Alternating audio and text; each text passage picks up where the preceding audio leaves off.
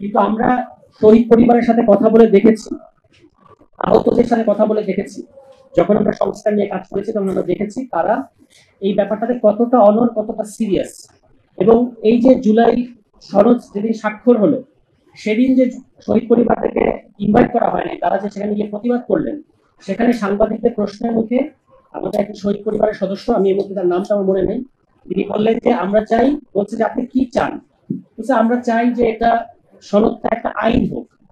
তো আমি প্রশ্ন করতে চাই, যারা জিজ্ঞেস করেন যে আমাদের শহীদ পরিবারের সদস্যরা বা দেশের সাধারণ মানুষ বোঝেন না, তারা কি কথাগুলো খেয়াল করেন না?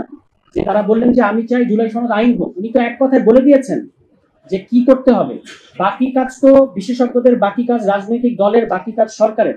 তাদের তো আমাদের শহীদ পরিবার বা আমাদের সাধারণ মানুষ তো সব কাজ করবে না। তারা আকাঙ্ক্ষাটা ব্যক্ত করেছে। এর আগেও যখন আমরা কমিশনের সাথে ধারাবাহিকভাবে কাজ করছিলাম, তখন আমরা শহীদ পরিবারের সাথে বসেছি যে কি কি প্রস্তাব আমরা দিতে পারি বা দেওয়া উচিত বলে আপনারা মনে করেন। তখন তারা আমাদেরকে বলেছেন যে আমার ছেলেরা রাস্তায় যদি কোনো কারণে আন্দোলন করতে নামে, পুলিশ গুলি করতে পারবে না। আমি এমন বাংলাদেশ দেখতে চাই। এখন আপনি বলেন যে পুলিশ গণতান্ত্রিক আন্দোলনে গুলি চালাতে পারবে না, এইটা যে সংস্কারের এই আকাঙ্ক্ষা, এটাকে এখন কি আইনি ভাষায় লিখতে হবে, এটা তো আইনজীবীদের কাজ, এটা তো বিশেষজ্ঞদের কাজ। কিন্তু মানে এক্সপ্রেস ইজ ডিজায়ার, মানে এটা তো তারা তো এক্সপ্রেস করে ফেলেছে, তাদের ডিজায়ার তো এক্সপ্রেস করে, এর বেশি তো তাদের কিছু বলার দরকার নাই। তবে আমাদের শহীদ পরিবার সহ সাধারণ জনগণ গত 1 বছরে এই সংস্কারের ব্যাপারে যতটা আপনার সিরিয়াসনেস দেখিয়েছে, আমি রাজনৈতিক দলগুলোর মধ্যে এই সিরিয়াসনেস দেখিনি। এখনো দেয়ালগুলোর মধ্যে কিন্তু মানে তাকালেই এই আকাঙ্ক্ষাগুলো করা যায়। তো আমি বক্তব্য খুব বাড়াবো না, কারণ আমাদের অনেক বিজ্ঞ আলোচক আছেন। শুধু দুটো কথা বলতে চাই। কমিশনের সাথে আমরা লাগাতার ভাবে লেগেছিলাম যে জুলাই সনদের আইনি ভিত্তিটা নিশ্চিত করতে হবে এবং সাংবিধানিক ভিত্তি নিশ্চিত করতে হবে। এটা কোনো কথার কথা না, এটা জরুরি। কারণ আমরা 1 বছর কাজ করার পরে কমিশন পরের সরকারের কাছে একটা সুপারিশ পত্র তুলে দেবে, এই জায়গায় তো আমরা জুলাই সনদটা দেখতে চাই না। জুলাই সনদের একটা আইনি ভিত্তি থাকতে হবে।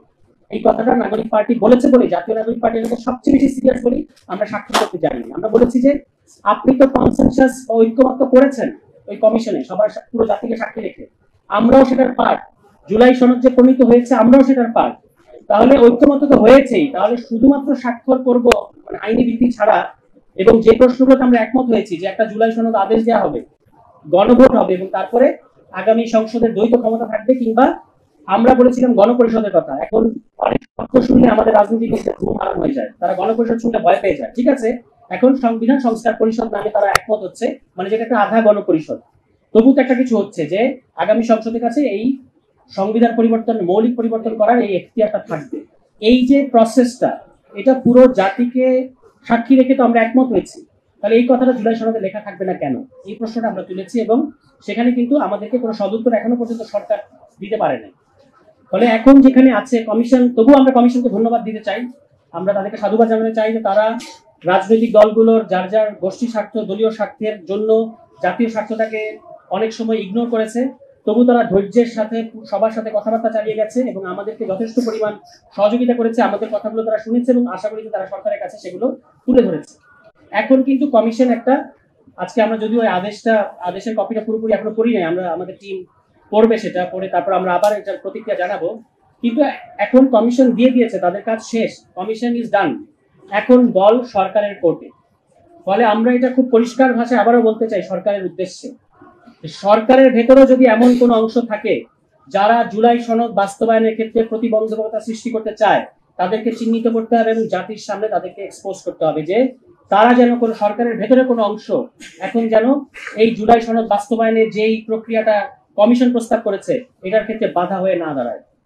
কারণ নানা ধরনের কানা ঘুষা আমরা শুনতে পাই, কোনটা সত্য কোনটা মিথ্যা আমরা জানি না, কিন্তু কানা ঘুষা শোনা যায়।